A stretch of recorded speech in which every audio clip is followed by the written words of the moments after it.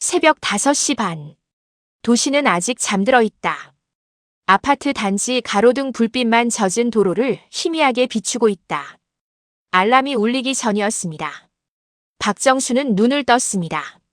은퇴한 지 벌써 5년이 지났지만 몸은 여전히 병원 근무 시절의 시간을 기억하고 있었지요. 정순이 조용히 일어나 주방으로 향한다. 주전자를 올리고 보리차를 끓인다. 익숙하고 평온한 아침이다. 43년간 간호사로 일했습니다.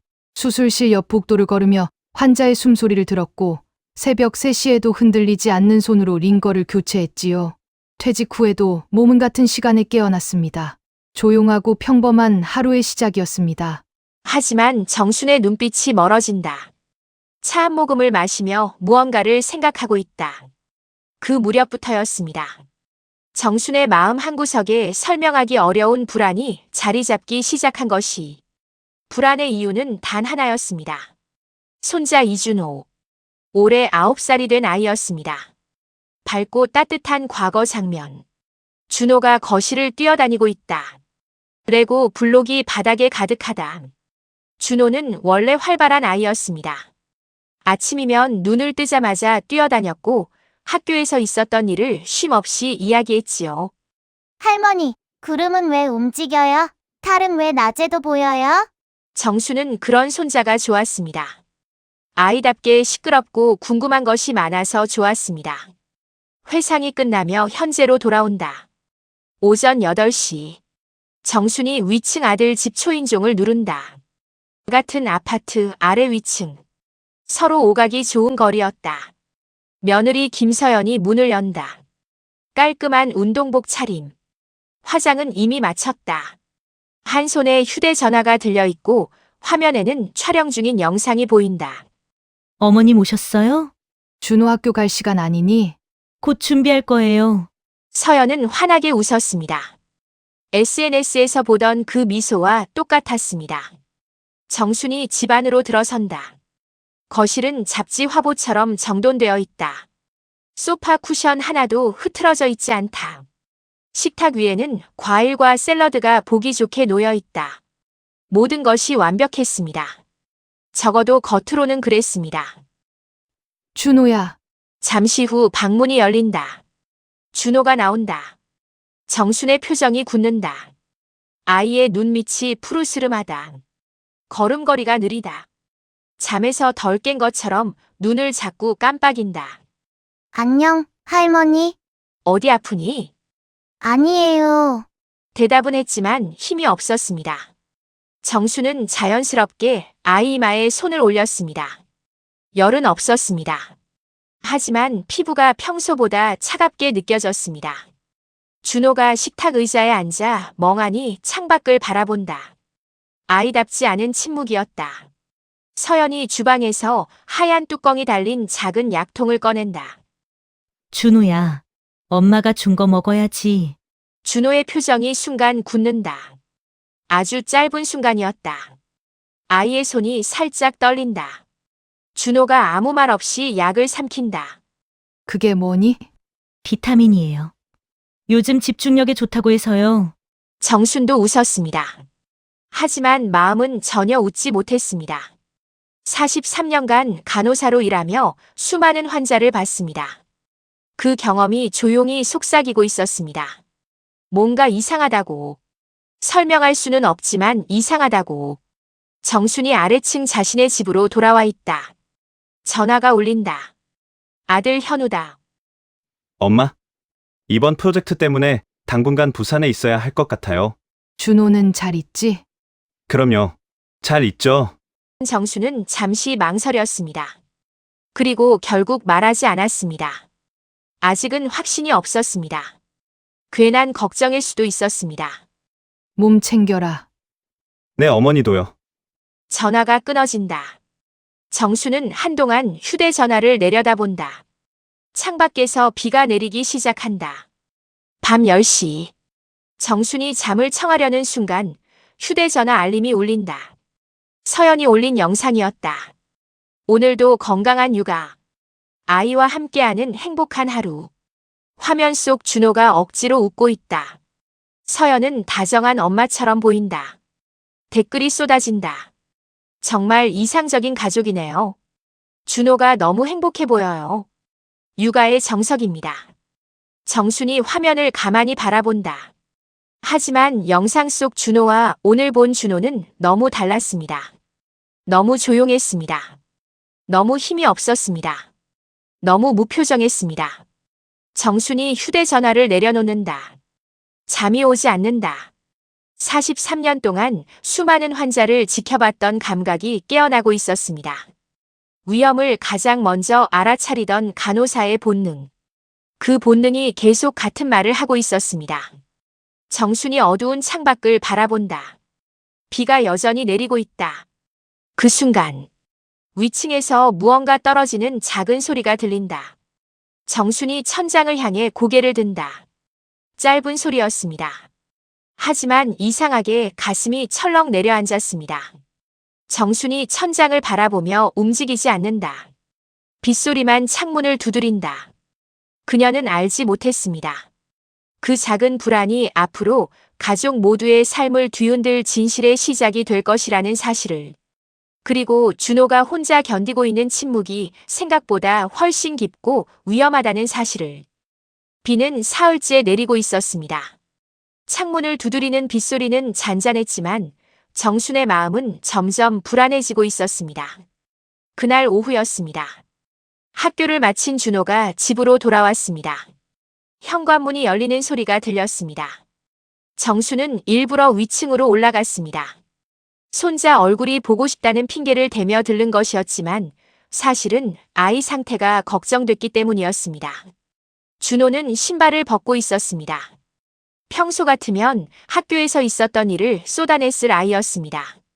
친구 이야기, 선생님 이야기, 운동장 이야기, 끝도 없이 이어졌을 이야기들이었습니다.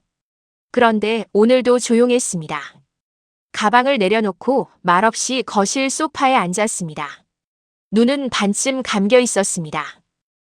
준호야, 정순이 조심스럽게 불렀습니다. 예, 학교는 어땠어? 그냥요. 짧은 대답. 그것뿐이었습니다. 정수는 가슴이 답답해졌습니다. 9살 아이에게서는 나올 수 없는 무기력함이었습니다. 잠시 후 서연이 방에서 나왔습니다. 휴대전화를 들고 있었습니다. 영상 편집을 하던 중인 듯 했습니다. 준호야, 숙제하기 전에 엄마가 주는 거 먹자. 준호의 몸이 순간 굳었습니다. 아주 잠깐이었지만 정수는 분명히 보았습니다. 아이의 표정에 스치는 두려움을. 서연은 주방으로 가더니 작은 약통을 가져왔습니다. 어제 보았던 그것이었습니다. 이번에는 조금 더 자세히 보였습니다. 하얀 플라스틱 통. 아무런 상표도 없었습니다. 비타민이라면 당연히 제품명이 있어야 했습니다. 정순의 눈빛이 잠시 흔들렸습니다. 요즘 비타민이 참 다양하네. 그녀가 아무렇지 않은 척 말했습니다. 아는 분이 미국에서 보내주셨어요. 서연이 웃으며 대답했습니다. 좋다고 해서 먹이는 거예요. 준호는 고개를 숙인 채 물과 함께 약을 삼켰습니다. 억지로. 마지못해. 정수는 그것이 보였습니다. 그리고 확신에 가까운 의심이 생겼습니다. 무언가 잘못되고 있었습니다. 다음 날. 금요일이었습니다. 비가 잠시 그친 오후. 정수는 단지 내 작은 놀이터 벤치에 앉아 있었습니다. 준호가 학교에서 돌아오기를 기다리고 있었습니다. 잠시 후 아이가 보였습니다. 가방을 맨 채 천천히 걸어왔습니다. 발걸음이 무거웠습니다. 벤치에 앉자마자 작은 한숨을 내쉬었습니다. 피곤하니? 정순이 물었습니다. 준호는 잠시 머뭇거렸습니다. 그리고 주변을 한번 둘러보았습니다. 누군가 듣고 있는지 확인하는 것처럼. 그 모습에 정수는 가슴이 철렁 내려앉았습니다. 할머니, 응. 비밀인데요. 아이 목소리가 아주 작았습니다. 정수는 자세를 낮췄습니다. 그래. 엄마한테는 말하면 안 돼요. 정수는 천천히 고개를 끄덕였습니다. 준호는 한동안 신발끈만 바라보았습니다. 그러다 겨우 입을 열었습니다. 그 약 먹기 싫어요. 정순의 심장이 쿵 내려앉았습니다. 왜? 먹으면 이상해져요. 어떻게? 준호는 말을 찾으려는 듯 잠시 생각했습니다. 계속 졸려요. 또, 머리도 멍해져요. 정수는 아무 말도 하지 못했습니다. 아이가 이어 말했습니다. 학교에서도 자꾸 졸아요. 선생님이 혼내시기도 했어요. 친구들이랑 놀고 싶은데 힘이 없어요. 준호의 목소리가 점점 작아졌습니다. 엄마는 좋은 거라고 했는데 전 싫어요. 순간 정수는 아이 손을 꼭 잡았습니다. 차가웠습니다. 너무 차가웠습니다. 언제부터 먹었니? 잘 모르겠어요. 오래됐어? 조금요. 준호는 고개를 끄덕였습니다. 그리고 조심스럽게 물었습니다. 할머니, 응. 안 먹으면 안 돼요? 그 한마디가 정순의 마음을 무너뜨렸습니다. 아이는 도움을 요청하고 있었습니다. 분명히. 하지만 정확히 무엇이 잘못됐는지는 아직 알 수 없었습니다. 정수는 최대한 침착하게 웃었습니다. 걱정하지 마. 할머니가 알아볼게. 준호는 안도한 듯 고개를 끄덕였습니다. 그날 밤, 정수는 잠을 이루지 못했습니다. 거실 시계 초침 소리만 들렸습니다. 오랜 간호사 생활 동안 수많은 환자를 만났습니다. 몸이 보내는 신호는 거짓말하지 않았습니다. 준호의 상태도 마찬가지였습니다. 졸림, 무기력, 느린 반응, 집중력 저하. 모든 조각들이 하나의 방향을 가리키고 있었습니다. 새벽 2시. 정수는 결국 침대에서 일어났습니다. 물 한 잔을 마셨습니다. 그리고 결심했습니다. 더 이상 기다릴 수 없다고. 다음 날 오전. 서연은 촬영 일정이 있다며 외출했습니다. 현우는 여전히 부산 출장 중이었습니다. 집에는 아무도 없었습니다. 정수는 천천히 위층으로 올라갔습니다.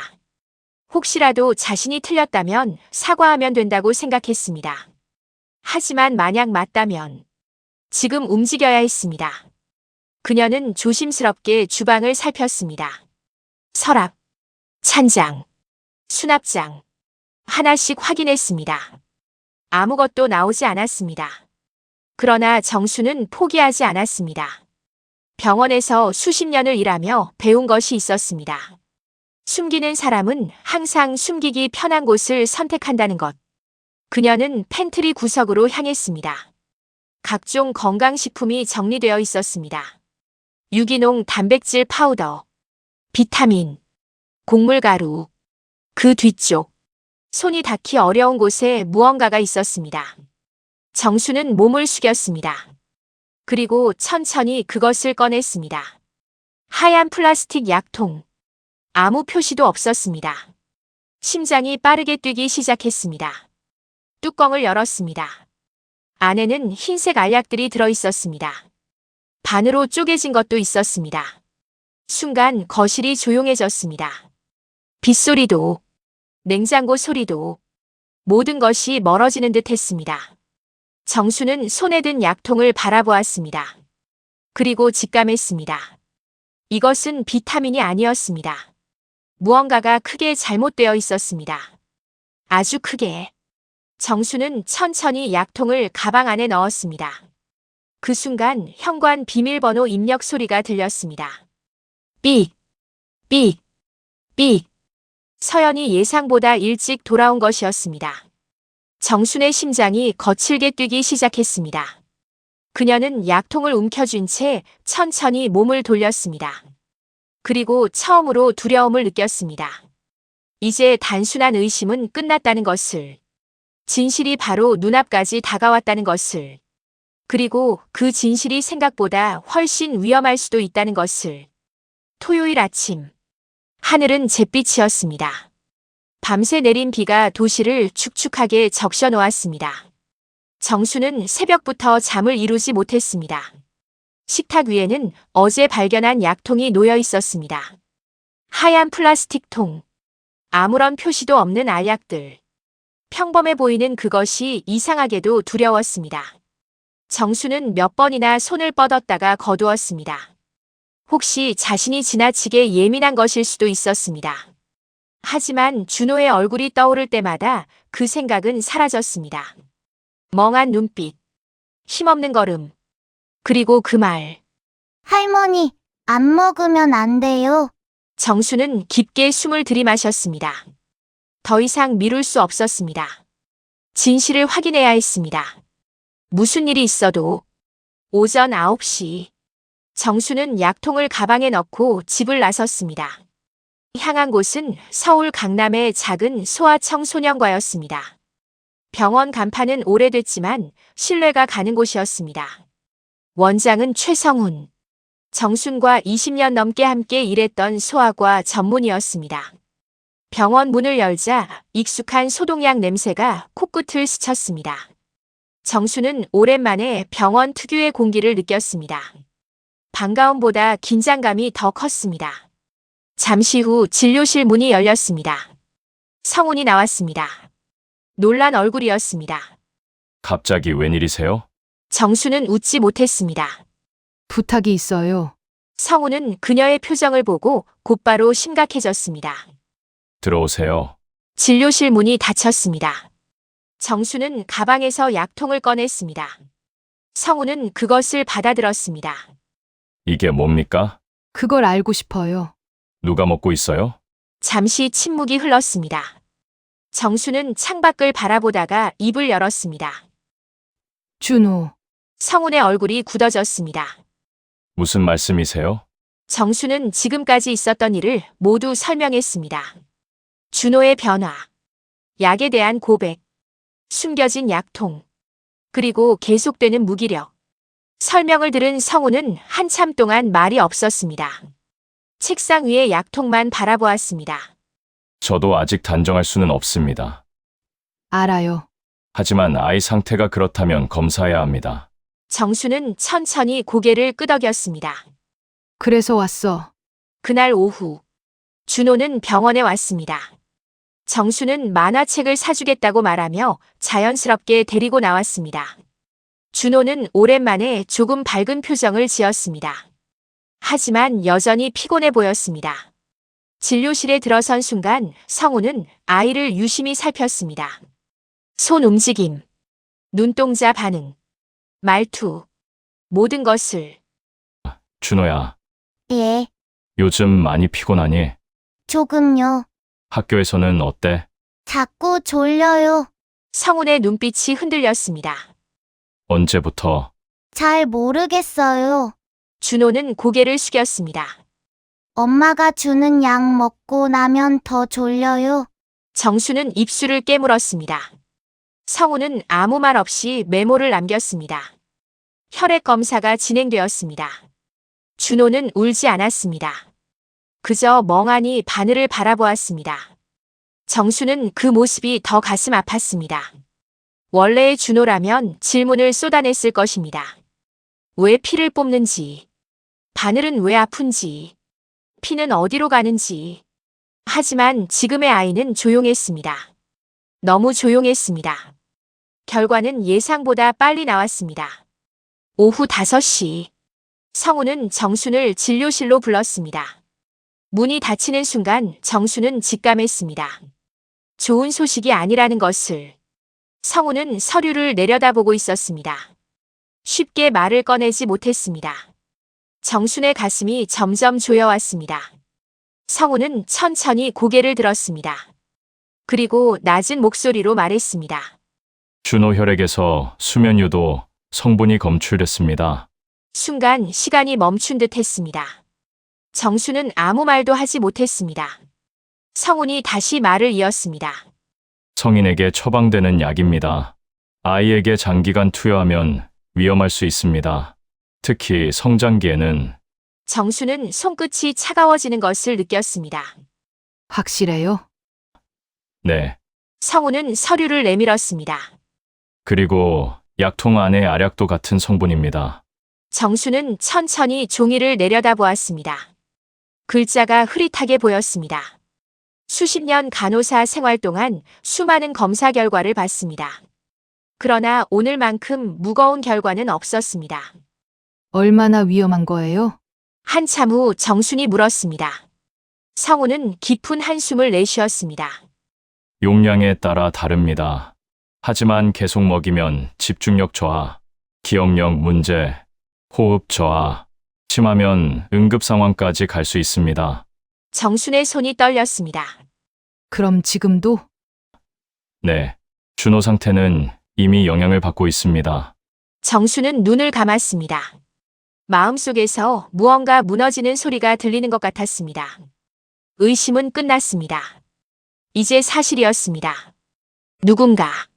누군가가 아이에게 계속 약을 먹이고 있었습니다. 병원을 나서는 길. 비가 다시 내리기 시작했습니다. 정수는 우산도 펴지 않은 채 한동안 서 있었습니다. 차가운 빗방울이 얼굴을 적셨습니다. 하지만 느껴지지 않았습니다. 머릿속에는 준호뿐이었습니다. 만약 자신이 조금만 늦었다면, 조금만 무관심했다면, 아이의 상태는 얼마나 더 나빠졌을까? 생각할수록 숨이 막혔습니다. 그날 밤, 정수는 위층 창문을 바라보았습니다. 준호 방에 불이 켜져 있었습니다. 아이의 그림자가 커튼 너머로 희미하게 움직였습니다. 작고 연약한 그림자.